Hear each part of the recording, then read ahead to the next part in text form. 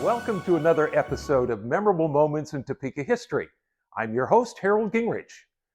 The LaGrange Standard newspaper wrote a glowing review of the 1905 dedication of Sycamore Hall. The article read, "It was the most unusual dedication, possibly without parallel in the United States. A $10,000 opera house in a village of less than 500.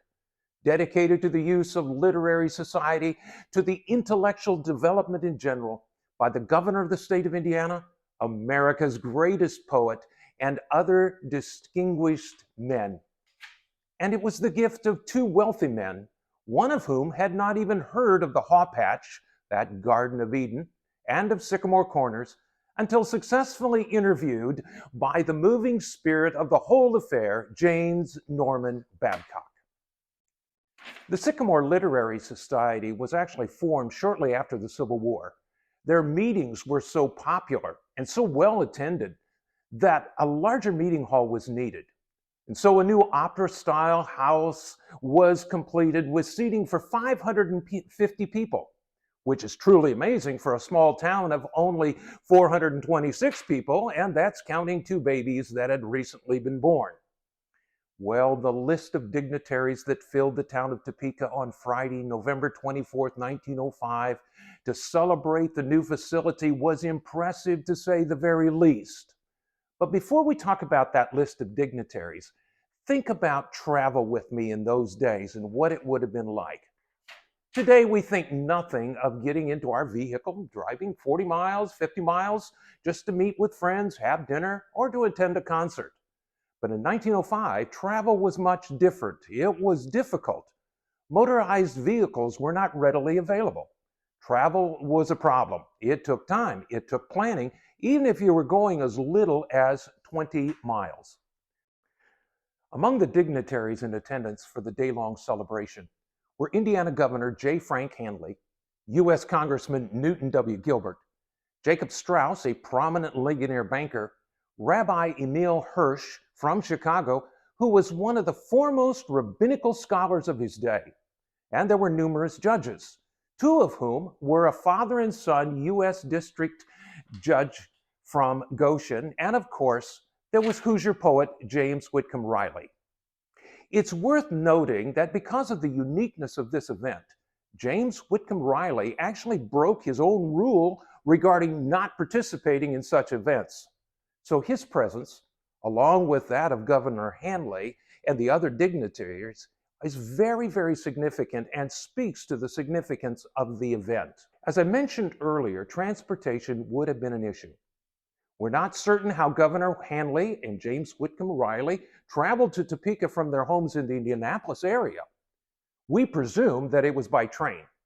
The Wabash Railroad did offer passenger service to Topeka at that time. We also presume that Rabbi Hirsch came by train from Chicago.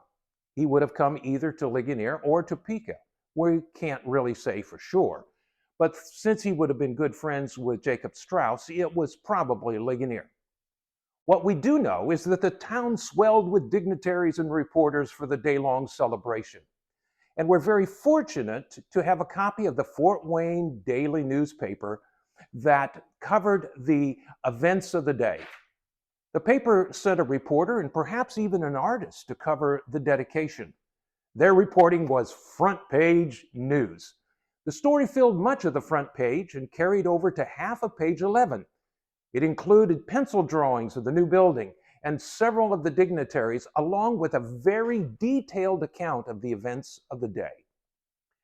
J. Norman Babcock, who had served in the Indiana General Assembly in 1897, was clearly the driving force behind the financing and the construction of Sycamore Hall.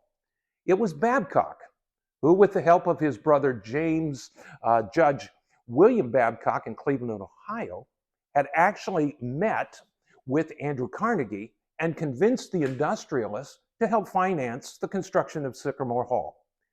Significant that Topeka is the smallest town to ever receive a donation from Andrew Carnegie, whose generosity built libraries all across the United States. And it was also the first time that Carnegie contributed to the work of a literary society and not a library. Jacob Strauss, a Jewish banker from Ligonier, just 7 miles away, had close ties to Topeka. He graciously matched Carnegie's donation. Well, speeches were the order of the day, with each extolling the magnificence of the Grand Hall and the extraordinary efforts of such a small community as Topeka. The Fort Wayne Daily noted that James Whitcomb Riley was at his best during the whole day. His toast was entitled Salad Days, which he explained as the youthful days of love sickness. That evening, there was an elaborate banquet held in the Knights of the Maccabees Hall for the distinguished guests, for the members of the press, and of course, members of the lodge. The hall was located on the second floor of what today is the Topeka Pharmacy. The paper did note that there was an awkward moment of humor. It seems that as Governor Hanley rose to speak, suddenly there was a crash that was heard in the back of the room. And understandably, the audience turned to see what had happened. Well, the chair upon which Elkhart County Judge James S. Dodge was sitting had suddenly collapsed, and the distinguished gentleman landed soundly on the floor.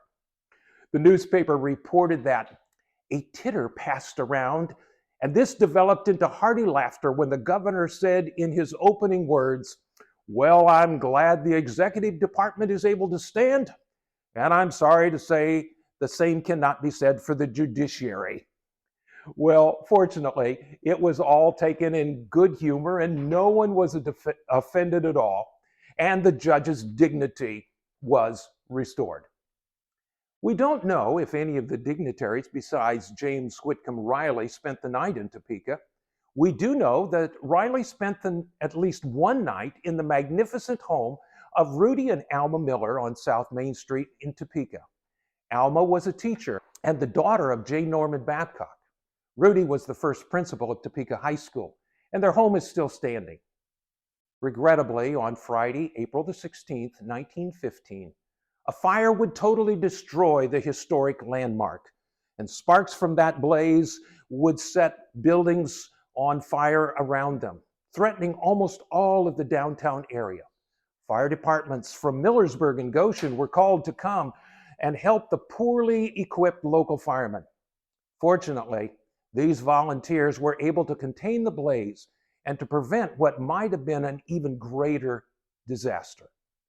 Babcock and the industrious people of Topeka immediately began efforts to rebuild.